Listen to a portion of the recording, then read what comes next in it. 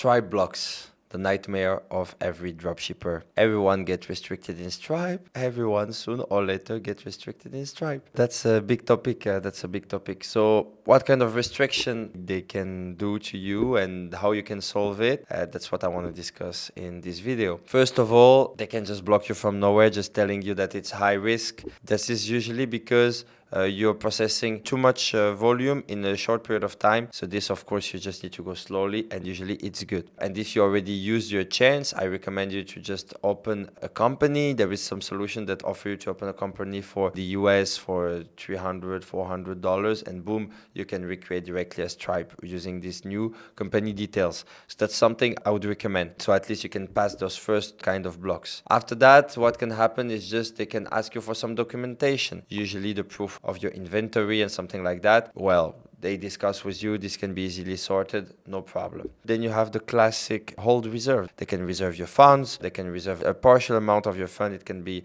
20%, 30%, depends on your business. They consider that this part of your business might be at risk, and boom, some part of your business, you will not receive the money now, you will receive it later. Of course, you need to be careful about chargebacks, always try to reply them on time, etc., etc., etc. And then whatever, you do everything properly, everything was running great, you're not even at higher than 1%, and you can still get your account suspended, even at higher than 1% chargeback, even at less. They can just decide to block it from a day to another without any control, concern, discussion. And Stripe is not like other solutions, like they will communicate with you or something. They will basically just not communicate with you. The good news is with Stripe, they are pretty reactive to lawyers. You will not expect receiving your money back in a week or two. Well, it can happen, but it's rare. But most of the time, you can manage to recover it after 2 or 3 months.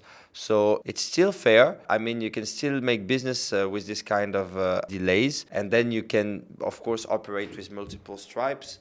You can multiple with 5 stripes in the same times, like 1 stripe per shop, something like that, per country. So this way you split the risk and you make sure that you're not losing all your funds if something happens. And sometimes it's just random.